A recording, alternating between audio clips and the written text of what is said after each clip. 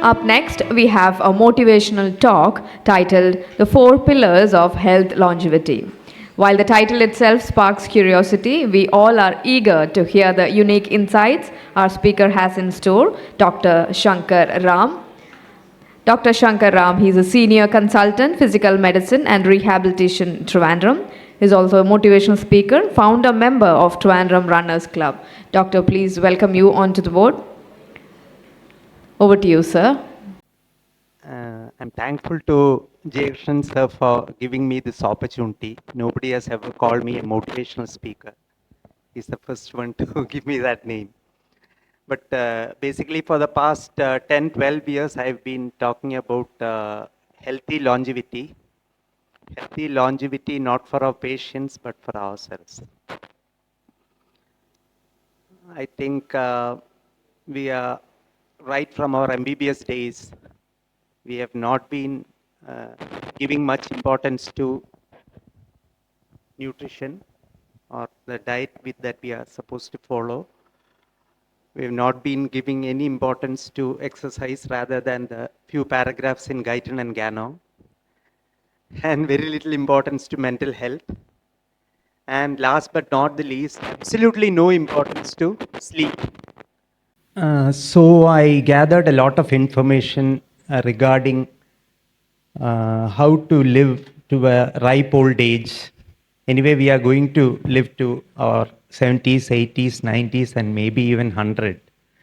But whether we are going to be healthy at that time is actually we are leaving it to, maybe some say it is genetics, some say it is chance, some say it is luck. അപ്പൂപ്പൻ ഇത്രയും ജീവിച്ചിരുന്നു അതുകൊണ്ടായിരിക്കും അങ്ങനെയൊക്കെ കുറേ കാര്യങ്ങൾ നമ്മൾ പറയുന്നുണ്ട്. But if you really look at the scientific aspect of all these things, I have been going through all the literature over so many years. Actually, there is a scientific approach to healthy longevity. There is a clear-cut plan, just like we used to plan our studies or our career. We have not been giving any importance to healthy longevity. I'll give you a couple of examples. We are all sleep deprived right from a very young age. Dr. Lakshmi, Dr. Leelamani, myself, we are all classmates. We belong to the second entrance batch. So we started being sleep deprived from our pre-degree days. But right now, all the entrance coaching starts in the 6th standard and 7th standard. Children are completely sleep deprived. So I had an opportunity, it is there on YouTube, the TED Talks of Max Walker. He is a sleep physiologist. So the studies are alarming. I came maybe half an hour back and I had the opportunity to hear Dr. Vasavan talk about infertility, especially male infertility. So a person who sleeps less than 5 hours a day has a significantly smaller testis compared to a person who sleeps more than 7 hours every night. And this is directly proportional to a person who sleeps less than 5 hours a day has a testosterone value of a person 10 years his senior. I am 60. I turned 60 a couple of months back. So if I am sleeping less than 5 hours a day, it means that I'll have a testosterone value of a 70-year-old. So as it is, our sleep is so important. So how do you get good sleep? Let us start with the first aspect. How do you get good sleep? Just remember 5-6 things. One is sleep regularity. You go to sleep at the same time, you wake up at the same time. Every day you try to go to sleep at the same time, whether it is 10 p.m. or 1 a.m. You go to sleep at the same time and wake up at the same time. That is one. Number one is sleep regularity. Just like we used to study during our MBBS and postgraduate days. Until and unless we finish our studies, we don't go into something else. That is number one, sleep regularity. Second one is You close all devices 1 hour before going to sleep. Switch off your laptop, desktop, tablets, and stop scrolling on the Instagram or YouTube or whatever. And don't watch TV also, especially not the news time, because that is going to disturb your sleep a lot. So that is the second one. The third one is you should take your dinner at least 2.5 to 3 hours before going to sleep. Previously, it used to be 3 meals a day when we were very young. I'm talking about 50s and 60s people. I don't think there are too many who are below the age of 40. So this is pertinent to all of you. So that is the third one. You have to have your dinner at least 2.5 to 3 hours before going to bed. Fourth one is you should not have coffee after 5 p.m. Should not have coffee after 5 p.m. You can have tea if you want. Or some people say that a glass of milk will give you good sleep. Some people swear by it. I haven't tried it. If that is okay for you, it is okay for everyone. But not coffee. And no alcohol in the evening. Alcohol will definitely affect your sleep. So if at all you need to take alcohol, please have it after lunch, not in the evening. This is regarding sleep. I'm not trying to make a paradigm shift in your routine. This is regarding sleep. And fifth one is you should sleep in very dark surrounding. It should be pitch darkness. പലരും പറയാം അപ്പുറത്തെ വീട്ടിലൊരു പാമ്പിനെ കണ്ട് അതുകൊണ്ട് ഒരു light ഇട്ടുകൊണ്ട് ഉറങ്ങാം. You should sleep in pitch darkness. And the sixth one is there should not be any sound disturbance outside. Somebody is keeping the TV in the other room, in the next room. It is in loud volume. Somebody is watching IPL. So let them watch IPL with their headphones. So you have to have much less of sound distraction also. If you can follow these aspects, you will probably get very good sleep. Another aspect of getting good sleep is you must have all heard about daylight saving zones in the UK, US, and European countries.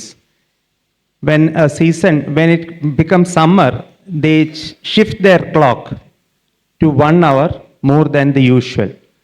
So when it becomes winter, they lose 1 hour of sleep on one single day. And it was seen in the ER that the number of MIs in the ER in the UK rose by 21% on that one night. So they thought it was a fluke. But when they tried the opposite thing, that is when they got 1 hour more of sleep on one day, just before the winter stepped in, the ER results showed that the MIs were reduced by 24%. So that means it really affects your quality of sleep, really affects your heart also. Let us shift to I've been given half an hour. I'll probably take less. The second aspect is physical activity. Physical activity, Dr. Vasavan was talking about getting the BMI below 25. I think the BMI was always below 25. Normal BMI was always below 25. But getting the BMI below 25 is a hard task. So many people have been following lots of fat diets and lots of healthify me sort of programs. But I'll give you a very easy way to reduce your BMI and become healthier, get enough physical activity per day. This is the easiest way for doctors, especially gynecologists. So while I was working in General Hospital, I asked so many of my colleagues to wear a smartwatch and find out how many steps they are doing every day. So before they started wearing a smartwatch, they used to say 7,000, 8,000 steps ഉണ്ടായിരിക്കും. Because we are always taking rounds, we are doing OP, we are doing theater, we are doing lots of stuff, we are busy right from the morning till evening. we must be doing something like 7,000, 8,000 steps a day. But the moment, it was a wake-up call, the moment they started wearing a smartwatch right from the morning till evening, till they went to bed, they found out that none of them were doing more than 3,000 steps a day. None of them. Not even a single person was doing more than 3,000 steps a day. So how do you get 8,000 to 10,000 steps a day? And what is the importance of this 10,000?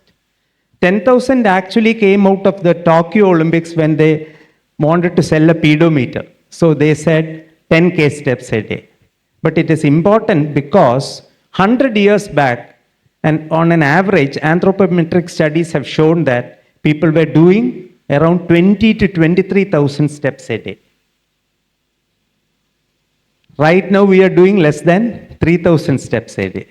So I would like to encourage you or motivate you to start using a smartwatch and find out how many steps you are doing per day and try to increase it up to the 8,000 to 10,000 mark at least.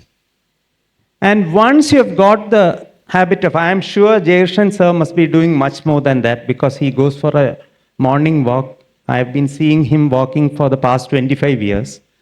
So anything more than 10,000 is fine. Try to reach 8,000 to 10,000 steps a day. And not only that, another thing you can do is, whenever you get a chance to climb the stairs, do climb the stairs. And whenever you get a chance to come down the stairs also, do come down the stairs. If you can get something like 8 to 10 flights of stairs a day also, you will get all these steps in. Why do you need to climb and go down the stairs? What happens if a person falls? Person beyond the age of 60, 65 falls down. What happens if a person beyond the age of 50 falls down and has a fracture? It is usually a Colles fracture. But supposing a person beyond the age of 65 falls down, it is usually three things. One is either a head injury, second one is a vertebral fracture, or the third one is, the commonest one is hip. And what happens if you have either of these three fractures? 30%, these are Western statistics, 30% of 65 plus, beyond the age of 65, who have either of these three fractures, 30% of them do not survive for more than 1 year. That leaves 75%. Madam is grimacing. So what happens to the rest of the 70%? Supposing 100 people fall, and it is said that 1 in 5 men and 1 in 3 women beyond the age of 65 have a fall every year. Every year. 1 in 3 and 1 in 5. So what happens to the rest of the 70%? 50% of them will never ever walk on their own or without support in their lives. So that leaves just the 35%. 35% will sort of somehow or other manage. Why is this happening? It is happening because of a term called sarcopenia, which is actually, the term meaning is poverty of flesh. It starts happening from the age of 30. Every decade you start losing 8 to 10% of your muscle strength, not muscle mass. So when you start losing your muscle strength and your muscle mass, you think you are becoming slimmer and more beautiful. Actually not. So you have to maintain your muscle strength. So beyond the age of 50, when you start at 30, you lose 8%. Then 40 to 50, you lose another 8%. That makes it 16. 50 to 60, it makes it 24. then 32. And once it reaches 70, 75, then you start losing something like 15% every decade. This is every decade. What happens if you have a fracture and lie down for some time? Or if you have a chronic illness and lie down for 1 or 2 months. Previously, all lower extremity fractures, we used to put a cast and put the patient in bed for 1.5 to 2 months. So what happens then? You lose 30 to 40% of your ability to or muscle strength. So how do you increase your muscle strength? You have to start lifting weights. You have to give more strength to your legs. And if we have enough time by the end of this session, we'll try a small balancing test also for everyone. So these are the two aspects of physical activity. One is you have to get in the cardio by doing 8,000 to 10,000 steps a day. And the second one is you have to increase your muscle strength. So what is the third aspect of healthy longevity? Sir, I have 10 more minutes. So third aspect of healthy longevity, I won't be talking about mental health because we don't have enough time and I'm not an expert in that also. So third aspect of healthy longevity is the diet that you follow. People swear by their own diets. രാവിലെ ഇഡ്ഡലി കഴിക്കുന്ന ആൾക്ക് they think idli is the best food in the world, best for breakfast. And supposing you are a puttu fan, you say puttu is the best breakfast. And the basic thing about every decade has its own fashion. What is the fashion in our diet in the 2000 from 2010 onwards, this decade and the past decade? What is the fashion? The fashion is protein. There are at least 50 protein hubs in Trivandrum district. At least 50 protein hubs. And so many of your children who are going to the gym will be encouraged to take protein powders. But which is out of the major, like carbohydrate, protein and fat, which is the most important food item that you should consume every day? I'll give you an example. Small example to sink into your head. Supposing you have 3 appam and mutta curry in the morning and fish curry with meals, pappad, pickle and maybe a thoran or a milkwerty. And evening you have vada, vazhakappam or tea or coffee. And at night you have 3 chapatis and a chicken curry. How much of fiber have you consumed today? How much of fiber? We think it is a very good balanced diet. We did not eat anything processed. We did not go to KFC. We did not take in Swiggy. Nothing of that sort. But at the same time, how much of fiber did you consume? We hardly consume less than 10 grams of fiber a day. So what is the minimum value of fiber that you should consume every day? It is something like 20 to 30 grams. So how do you get this fiber? There is a very easy short form. Just like we always depend upon short forms during our undergraduate days. There's a very easy short form for all the fiber you need to have. One is, it is called FGOALS, FGOALS. F stands for fruits and fermented foods. G stands for grains and greens. O stands for omega-3, which of course is there in fish, but at the same time for vegetarians like me, it is there in flaxseed, hemp seed, chia seed, etc. A stands for aromatics. കണ്ണീന്ന് നീര് വരുന്ന എല്ലാ സാധനങ്ങളും. That is onion, garlic, small onion, the savala and വെളുത്തുള്ളി. And L stands for the superfood which we should take every day. It includes ചെറുപയർ, വൻപയർ, വെള്ളക്കടല, കറുത്ത കടല and rajma. All these are superfoods. അപ്പോൾ പലരും പറയും എനിക്ക് ഗ്യാസാണ്, എനിക്ക് പയർ കഴിക്കാൻ പറ്റില്ല, എനിക്ക് കടല കഴിക്കാൻ പറ്റില്ല. It is A super food because it has protein, it has got the carbs and it has got the fiber also.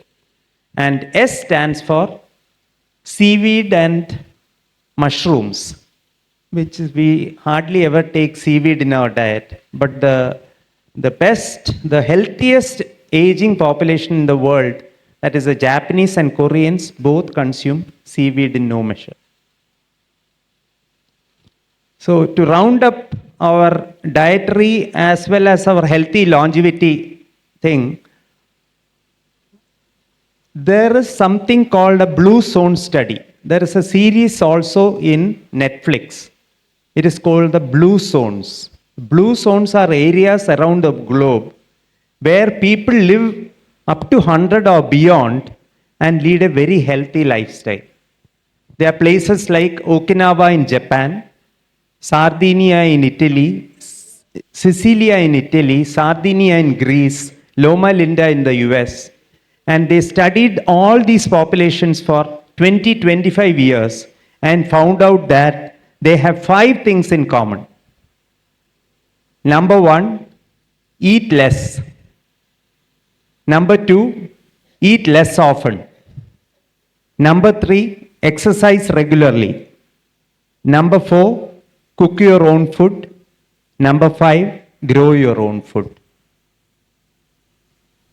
I think we have another 5 minutes to go. Thank you very much for giving me this opportunity. I'll take a couple of questions if Chairman sir would allow that.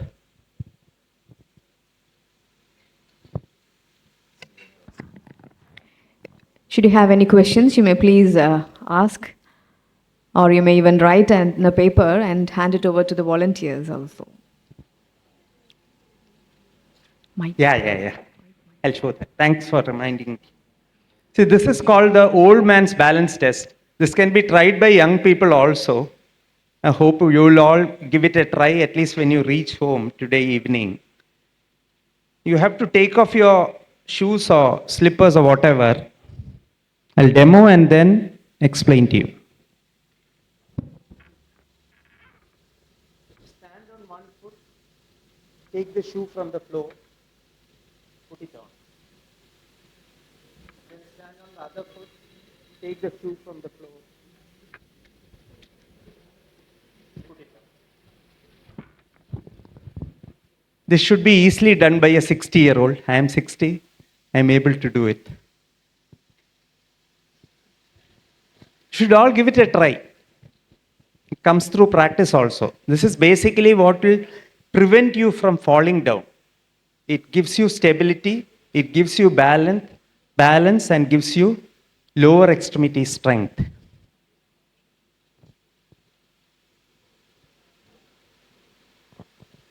On August 6th of 2024, we had a doctors' health and fitness conference for the first time in Kottayam. It was attended by 350 doctors from all parts of the world.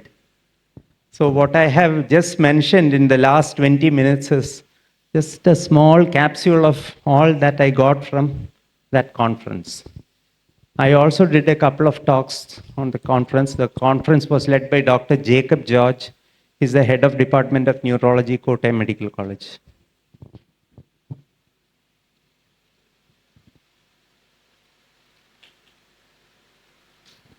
Thank you. Thank you, sir, for the truly uplifting session and also making us aware that longevity is not just about years, but it's also about living with a purpose, balance, and also vitality. May I please request Dr. K. Jayakrishnan to kindly hand over a memento to Doctor for the truly inspiring talk.